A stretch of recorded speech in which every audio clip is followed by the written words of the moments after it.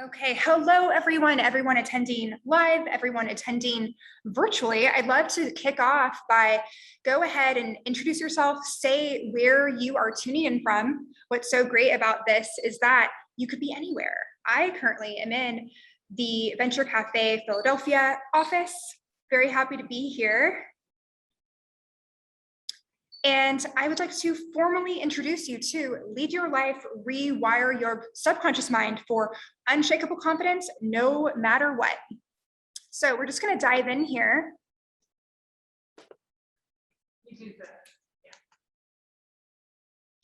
And just so you know, this is the real deal. So I'm going to show you how to harness a hidden superpower that's right at your fingertips that so many leaders have used to transform and rewire their mind rapidly to overcome those limiting beliefs that hold us back, and also to enable them to feel more confident and create that success that they really desire and deserve.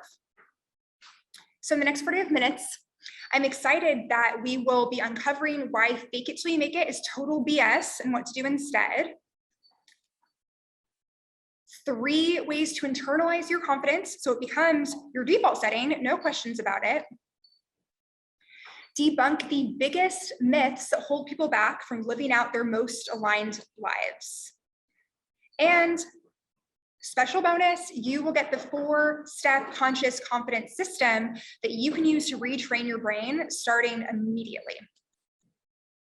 Okay, so my promise to you is that these are the key ingredients to taking charge, taking ownership of your life. Perhaps in some respects, you're on that track, but you feel like something's holding you back. We're gonna dive into that today.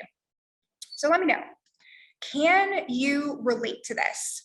You are a driven professional, you have a vision for having a real impact, and maybe it doesn't need to be on a low level, maybe it's something big. There's a big idea that's just waiting to emerge from you. So yeah, if you feel that resonates. And what about, okay, are you an action taker? You're putting in the time, energy, and effort every single day to build a career, maybe even a business that you are truly passionate about. So while you have all that going for you, at the same time, there are a few other things going on below the surface. So let me know in the chat, have you ever worried what people thought? Right? Worried what people thought of you anytime that you went to send an email, speak up in a meeting, ask for something to be done, right? Having these thoughts of, did I do it right? Did they like me? Was I too much of this, too little of that? Or maybe you are a yes person where you say yes to everything and you realize, okay, you're doing a bit much, but the reason why you keep on saying yes is because you're like, okay, it's going to prove that I'm good enough. And just allow yourself to really own if these resonate with you, right? So do you not make time for yourself to do things like going to the gym, taking vacations, or doing things that you actually enjoy, and in turn down or just kind of let opportunities slip you by because of fear that it's not going to go right?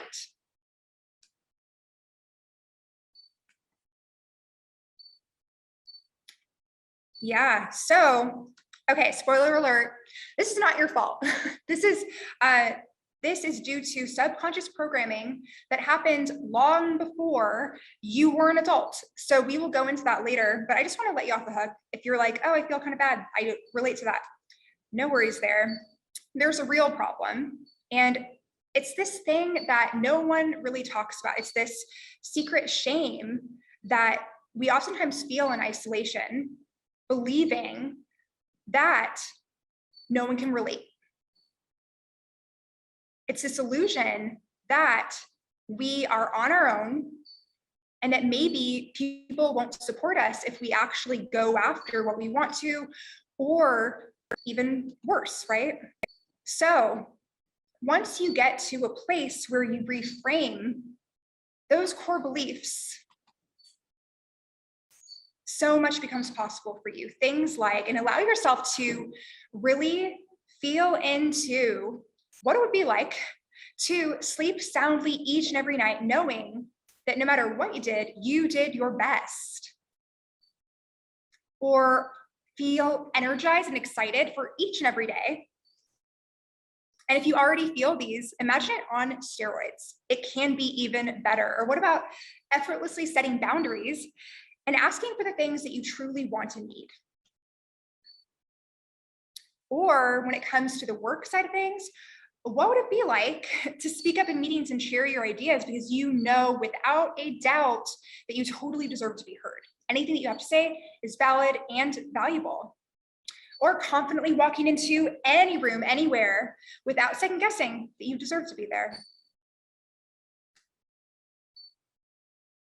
Okay, so now you're probably like, hey, thank you for kind of orienting me, but who are you? So for those of you who are new to me, my tribe, my name's Stephanie Michelle, and I'm on a mission. I'm here to help you uncover subconscious blocks that you have to your most aligned impact. So in the realm of career, in the realm of life, in the realm of confidence, truly. So I've helped people get 5-figure raises, make quantum leaps from associate to vice president, and uncover deep truths that were previously veiled in shame. So that's a little bit about me. But oh yeah, so this is what you won't see on LinkedIn. And I wonder if you can relate. Feel free to let me know in the chat if growing up, you felt a sense of disconnection. You felt kind of you were on your own in many respects. And then perhaps growing up feeling a sense of shame about labels that were put on you that you're like, these don't really fit. So in my case, for example, early on in my career, I was an admin and a coordinator, and nothing wrong with those titles, but I knew that I wanted to be in a leadership role. And I wondered year after year, will they recognize my value? Or am I stuck? Has anyone ever felt that? And yeah, a big part of my journey and what I help my clients go through is this journey of finding your voice, finding your true voice, the things that you really want to say and bring into the world in meetings and beyond. But actually, since we're talking about meetings, I remember being at networking events, right? And you know how typically you would maybe go around in a circle and introduce your name and also introduce what your title is. So it seems short and simple enough, but if you're anything like me, you can probably relate to feeling this lump in your stomach, right? This feeling of,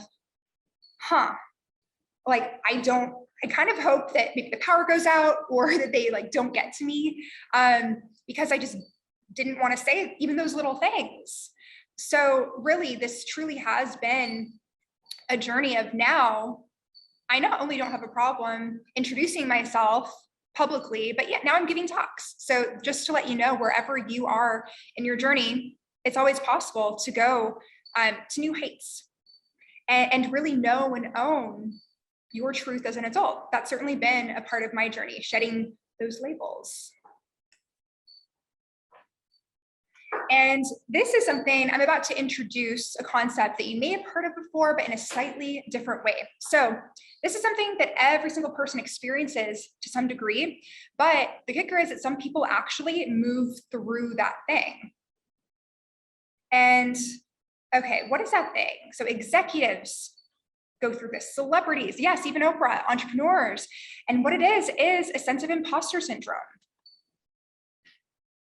It's this, again, it's a secret shame that we talked about a little bit earlier, where we are constantly measuring ourselves against externally defined standards and don't take into account who we truly are. Where, let's say that there are these goals of, okay, I need to buy a house, have this job, have a family, do this, and maybe that's actually not your ideal path. It's simply one that is socially acceptable and expected. And it truly is ingrained into us by society to conform in this way. And our truest, deepest desires that will unlock that leadership potential become buried. They're still there, but they can become a little bit more challenging to connect with. And we're also taught to stay away from things that feel different, that feel new. So for example, if the way that you've always operated in the world has been, oh yeah, maybe I attend the events, but oh no, like I'm certainly not someone that would speak, or, just beginning to acknowledge that, wait, when you think of certain aspirations, is that true? Is it true that that's not what you want? Or is it a desire that is stifled and buried at the moment? And now we're going to dive into a few myths that I'm sure you've heard and maybe even believed.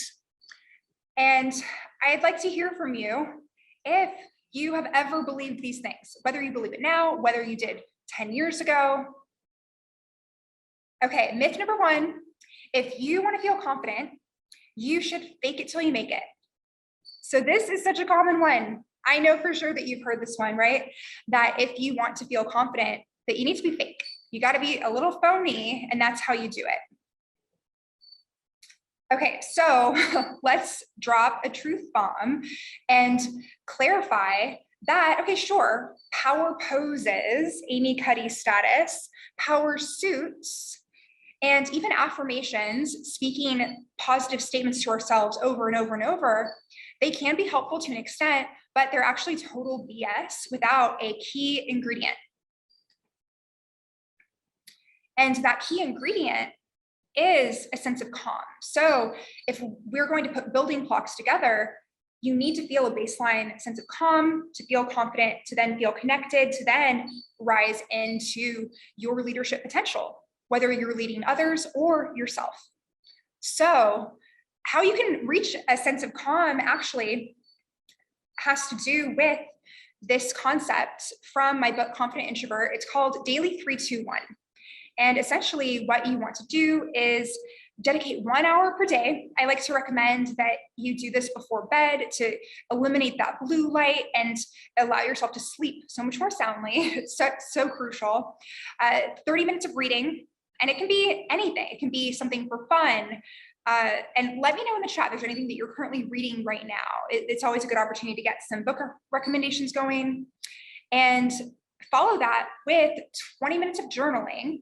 And this can be a type of narrative therapy where, let's say that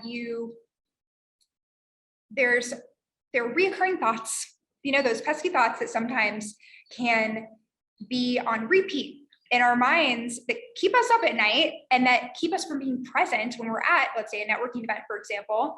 So what you're doing is, whether it's past, present, future tripping, you're just free writing for 20 minutes, no judgment, pen to paper ideally, and just let it flow. And then last but not least, 10 minutes of meditation. And there are so many different ways to meditate. So for example, if anyone's ever done a Vipassana meditation retreat, I did that in 2019. That style is where you are sitting perfectly still and your breath can go any which way. It doesn't need to be regular or controlled. However, my favorite is a mindfulness technique where it's okay if you move a little bit, but your breath is regulated. And I like to recommend the breath of 4-4-4, where you're breathing in for 4 counts and pausing that breath and releasing. And doing that at least 3 times, you will feel a difference. You can do this, as a practice or when you're feeling stressed. And yeah, when it comes to this practice of the daily 3-2-1, one of my clients who was having a block, a creative block. Have you ever had a creative block where you're thinking, okay, I want to work on my business idea. I want to work on this project, but you're staring at a blank page and feeling like, I can't move forward. There's no inspiration. This is actually a way that one of my clients broke through that experience, where she was wanting to write her first book, but simply felt intimidated whenever she went to sit down and begin the process. And this was such a game changer for her. And I know that it can be for you as well. So feel free to write down daily 3-2-1, 30 minutes of reading, 20 minutes of journaling, 10 minutes of meditation. Oh, look, we have a book recommendation, Becoming Supernatural. Okay, and Jake says it deals with the subconscious, even better. Okay, everyone, feel free to check that one out. Thank you, Jake. And myth number 2, have you ever heard this one? Have you believed this one? That confidence comes from success, right? You just win all those awards, have all the accolades, and then you've earned your confidence. Then you finally get to feel good and relax into that confidence. Have you ever thought that that was true? I mean, so it is a myth. So we're going to dispel it right now. And the truth is that the stories that we tell ourselves of more being better, that's BS. By us doing more, it's turning us into a human doer versus a human being. And, it can feel like progress in some areas, but if it's not fully embodied and we're not fully present during the process, is that even really success? And what actually works a lot better is doing less. And it can seem counterintuitive, like, wait a second, I should do less than what I'm currently doing. It's about doing more of the right things, the aligned things, checking in with yourself before you take any action, and attuning to, wait, do I feel stressed? Do I feel anxious? And understanding that if you're acting from those emotional states, even if your words are super professional, there's going to be a leaky energy there. So let's just not do that. Let's take more pauses to be in the right space to make the impact that we want to make. Because have you ever gotten a vibe from someone where maybe they're saying things and it sounds good, but there's something weird going on? This is what I want you to avoid. And this concept that illustrates it quite well is solitude sandwich. And I want to let you know the origin story of this concept.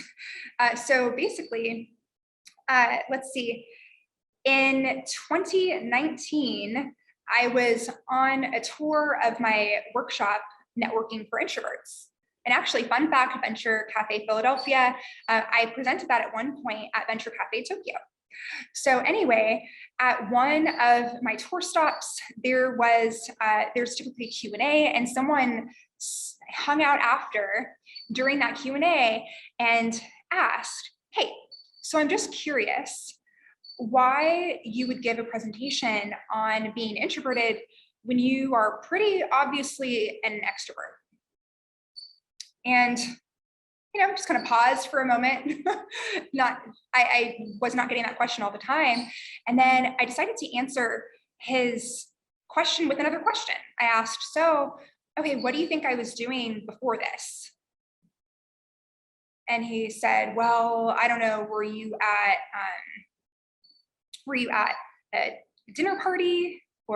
And I said, no, actually, before I arrived here, I was reading for an hour. And then I asked, okay, what do you think I'll do after this? And he said, well, I mean, maybe you'll go to an after party or something. And I was like, ooh, after party. Okay, no, I don't even know about the after party, but I'm going to be going home and journaling, reading, meditating. That became the daily 3-2-1. But essentially, what this concept illustrates, right? Taking that time for yourself, sandwiching the activity, this is a solitude sandwich. So you can implement this in your life before an in-person event, before a virtual event, by, let's say, your pieces of bread. They can be Texas style pieces of toast, they can be crepe-like pieces, whatever works best for you. You have to figure that out for yourself. And to make sure that you have time to stretch, that you have time to go on a walk, that you have time to read or do something to enable that you have your energy reserves built up to be fully present and engaged, particularly when, let's say, the stakes are high, you're giving a presentation, you're giving a pitch. And then what the other side of the sandwich does is it really seals in your energy and keeps you from getting to a place where you hit the wall. Have you ever hit the wall? where you're at an event and then you need to go home immediately because you need to sleep. It's just, you're done. You're completely zapped. So this really saves you from that. And when it comes to Zoom fatigue, Zoom hangovers, I know I have had those. I'm sure you have as well. And essentially this works online where you can build this into your calendar. For example, in my personal calendar, I have a 15-minute buffer before and after. So even if I have back-to-back calls, I at least have those 15 minutes. Maybe you want to play around with 30 minutes if you're doing something like presenting, something that feels more involved for you. Then maybe you want to try 30 minutes, an hour. So go ahead and play around with different ratios to see what feels best for you. All right, myth number 3, confidence is something you're born with, you either have it or you don't. Okay, so who has ever heard this? That it's something that you inherently have, or you just don't get to have it. So this reminds me of Carol Dweck. She's a researcher who goes into growth mindset and fixed mindset. And essentially, a growth mindset is one in which you can change. Where let's say that you're dealt a certain amount of cards or certain types of cards in life, and you can say, I'll keep these cards and swap out the others. Whereas a fixed mindset is, okay, here are the cards I'm dealt. I'm stuck. I got to work with it and just take what I can get. So which one feels better? Which one feels better? And another thing, neuroplasticity. So thank goodness for neuroplasticity, because this enables us at any time, any age, to create new ways of being and thinking, particularly when it comes to the subconscious. And now I'd like to introduce you to a concept that that came about when one of my clients was having just kind of inexplicable anxiety waking up in the morning. And through our work together, she realized one day in one of our sessions, she said, I actually have the same thought every morning. And I asked, okay, so what is that thought that you're now aware of? And she said, yeah, so my process is, I wake up and I look in the mirror and it happens in a flash. It happens so fast. But ever since I've been slowing down and listening to my thoughts more, I realize that whenever I look in the mirror, I say to myself, ew. So imagine starting your day looking in the mirror saying, ew. And then along with that, she would have other accompanying thoughts like, I'm disgusting. And, that being the beginning of your day is going to impact how that day goes and how those interactions with others go, level of anxiety, ability to lead and speak up and advocate for yourself. So again, we talked about affirmations being BS. So here is another route that we decided to have her go through, where let's say on one side of the coin, let's say you have a coin, right? Heads and tails. Heads is, ew. It's that belief and you're like, oh, I'd rather not have that belief. Can I just flip it over? And let's say that the reverse, think of the reverse. Let's say the reverse is, I'm amazing. But let's say that you are looking at yourself in the mirror saying, I'm amazing 50 times, but you're like, okay, I don't totally believe it. And this is common, right? If you haven't done the subconscious work to really reprogram that, you can use those affirmations, but they're not going to do the trick. So this method that I had her use was a little bridge, right? In between heads and tails, in between you and I'm amazing. And what that bridge is a neutral statement. So let's say in this case, the statement is, I'm worthy. So maybe she can begin to say that to herself, write it down, speak it. And then over time, that feels true because it wasn't such a drastic jump. And then that bridge to I'm amazing collapses. And within a few weeks of her starting that process, she had been interviewing for new jobs. She went from an associate to a vice president at another company, and she got a multiple 5-figure raise. So it can seem simple, but these are the things that work. Okay, so where does confidence really come from? We've gone through places it doesn't come from, but let's talk about the subconscious mind a little bit more. So essentially, the subconscious mind, you'll see it in this diagram, but what I want us to focus on is the amygdala. And that's where your fear is. You can see that. And essentially, if you're making decisions from this place, you're not making empowered choices. And when it comes to rising into that next level calm, confidence, connection, leadership, it's not going to happen. And oftentimes, if we are being ruled by feelings of fear, and typically we may not even have words, but it's a visceral emotion like, oh, I'm not safe, this is not okay.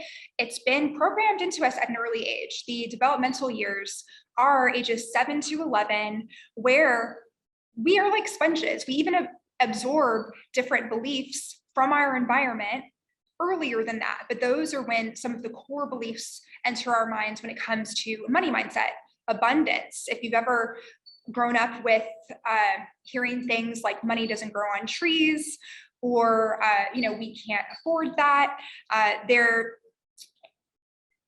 Even though it could seem like, oh, that's the reality, then even when you're an adult, those beliefs, for example, can really keep you stuck from leading a different type of life, one that feels like it's not attainable because of these deeply ingrained ideas. And an example of this is one of my clients had this belief that in order to succeed in corporate America, I need to be super professional. And what I mean by super professional, she was like, I need to be completely polished, not share anything about my personal life, and always meticulously watch every word I say. And that is the only way to be successful. I need to be cookie cutter. I can't wear bright colors. I need to fit this mold. And, a part of this client, my client, Sarah, her story is that was in direct conflict with what actually felt true for her. She's certainly not the kind of person that wants to have a stark divide between how she shows up at work and how she shows up in her life.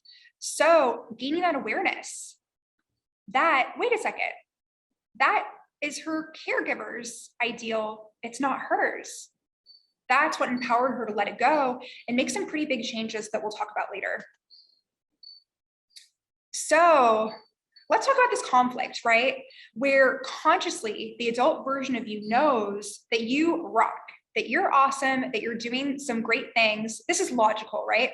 But then below the surface, subconsciously, there's that little kid version of you that is still vying for validation, vying for attention and confirmation and permission. So this is the reason why these things happen, right? The second guessing, the questioning of like, can I really do this? The comparison trap, feeling like an imposter, and overworking to even just feel okay, not even accomplished. Has anyone ever felt that? And here's what you need to do to fix it, plain and simple. You need to clean out the closet of your subconscious mind. This might be what it looks like right now, right? And at the same time, create new thoughts and visions that show yourself that you can do it through taking some powerful aligned actions. So this is where I'm going to introduce how to get past these barriers. Oh, but before, if you're joining us online, you're welcome to go ahead and you can pull up your phone and kind of like you are ordering from a restaurant or something, you can go ahead and scan this for a free call where we can basically talk about anything that is holding you back. You'll come away with concrete knowledge about something that you didn't know before. So if that is something that is perking your interest, then go ahead and scan that. You can also go to thestephaniemichelle.com/coaching. But without further ado, the conscious confidence system is my 4-step system. You're welcome to take notes on this just to really empower yourself to begin to take these initial steps, right? So the 4 steps are designed to do a few things. Identify, uncover, replace, and amplify. But okay, what does that even mean? That's super vague. So let's break it down. So the first step is where you discover your true desires, the ones that might be buried right now, and the conscious limiting beliefs, thoughts, and behaviors that are in the way. And then the second step is uncover, where we access the subconscious mind to understand what are those old mental programs that are keeping the unhealthy patterns alive. So bringing the subconscious to the conscious through that uncovering phase. And then step number 3 is switching out the old programs with empowering new beliefs and behaviors at the conscious level and the subconscious level. They certainly work together. And this is through coaching and transformational recordings. And step number 4, this is where you get a roadmap together. So before you begin to make a sort of roadmap, right, of here are the actions and steps that I'm going to take, it is important to make sure that you're doing those 3 initial steps before so that they are your most authentic, empowered steps. Oftentimes we skip those steps and immediately like, oh, let me map out, what I'm going to do without a deeper why, a deeper understanding of our why that will really drive us and allow us to be successful on our own terms. So this is the stage, amplify, where we redefine, redesign your future with new beliefs, but also that plan of action to bring the new reality into existence. And okay, the 5th step, this is what everybody wants, right? To actually have things last, to have things come relatively quickly and have those results, the trajectory, be enduring. And what this feels like, and I invite you right now to, sometimes we can be so much in our minds, especially I know many of us are entrepreneurs, are really dedicated to professional growth and crunching numbers, doing all of this. But I invite you right now to kind of drop down a little bit more. It can help sometimes when you put your hands on your heart and just even feel into this feeling of calm and peace and relaxation. Visualization is the first step to making it happen.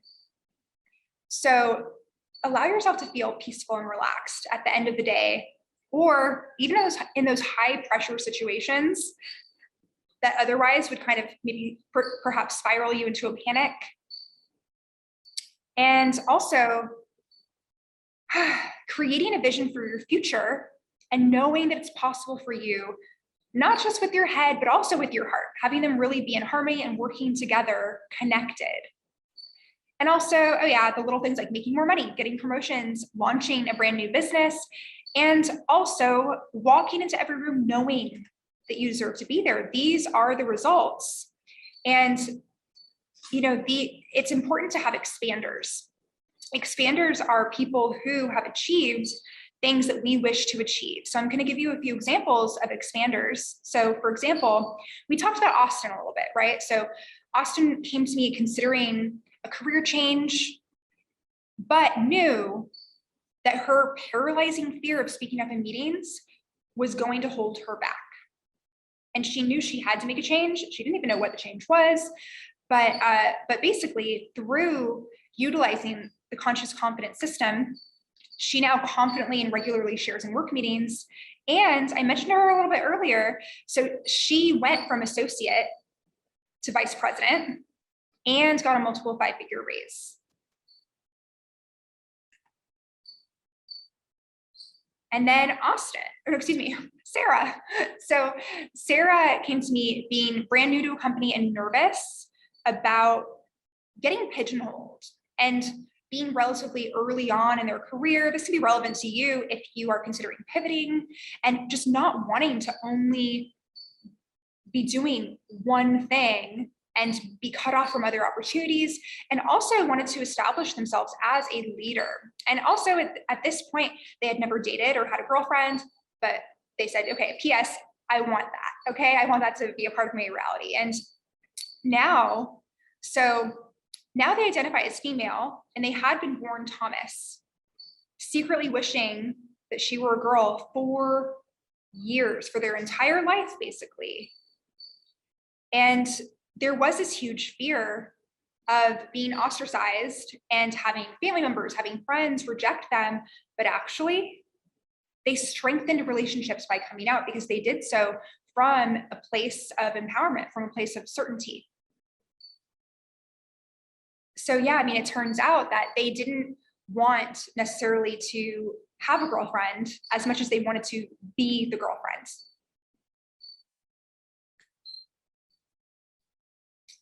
And now maybe you resonate with Kelly as your expander. So Kelly wanted to write a book and knew this is something that I want to do at some point in my life, but if I keep on telling myself that, it's never going to happen. But where do I even start? And she also was under the impression that she had done so much personal development work that, oh, I don't really have any more childhood stuff to uncover. The emotions are all processed, so let's just get into the book. So originally, she wanted to write a self-help book because she knows I have written a self-help book, but it became very clear that she actually wanted to write her first memoir, outlining her life and the different experiences that she's had. And that was actually a lifelong secret dream, but she had these beliefs around, oh, I'm too young, I still have more life, so why would I write it now? Or, oh, who would want to read about my life? I'm just an ordinary person. When we have our desires for a reason, and the logic doesn't really enter the picture, maybe after the fact, when it's published and we feel that sense of gratification, when we, let's say, touch other people's lives. But yeah, now she has actually mended relationships and moved on from ones that don't work regret-free. And she also was able to connect with a higher version of herself, right? We all have those versions of ourselves that are living that life. You know, if we were to, let's say, meditate for a moment or close our eyes and envision in 5 years, where do I want to be if anything were possible? She actually was able to step into that in her 5-year plan within 6 months. Okay, so today I promised a few things that I'd uncover why fake it till you make it is BS and the things that you can do instead of falling into that trap. And also learn 3 different ways that you can internalize your confidence, so it's your default setting. And I also shared the 4-step conscious confidence system that you can use to retrain your brain starting right now, and also debunk the biggest myths that hold people back from living out their life in total alignment. So now, okay, bonus, you're welcome to jot these down as well. I'm going to give you 4 additional steps to amplify that success as you lead your life. So the first step is to identify and eliminate the programs that specifically are not doing your confidence any favors, that are running your life below the surface. Then I want you to create new beliefs and behaviors that align with that vision of success. Also, build a clear plan to follow for the future. So what does that look like? What is an average day in the life? I love to take clients through this activity of mapping out your ideal day, and not with qualifiers of, oh, I don't know if this is realistic. No, what is your ideal vision? Because it actually can happen. And also working with the very best. So when it comes to, let's say, Rome was not built overnight, certainly wasn't built alone. And when it comes to something like your subconscious mind, sure, you can try to DIY it. But in my personal experience, before I had my first coach, I found that I was really stopping and stalling and sputtering and spinning my wheels, and having the right type of guidance is something that really jump-started my career, to have time freedom, financial freedom, all of that good stuff that we want, that can be a big part of leading our lives. So now you have a choice that you can go ahead and let's identify a block. Let's identify something that's getting in your way so that you can become that much closer to overcoming it. Clarity is really the first step. And if you're feeling a lack of clarity, then what I invite you to do, you can either go to thestephaniemichelle.com/coaching, or again, pull out your phone, kind of like you're at a restaurant, and you can scan the QR code. It'll take you right there so that you can book that. That's my free gift to Venture Cafe attendees.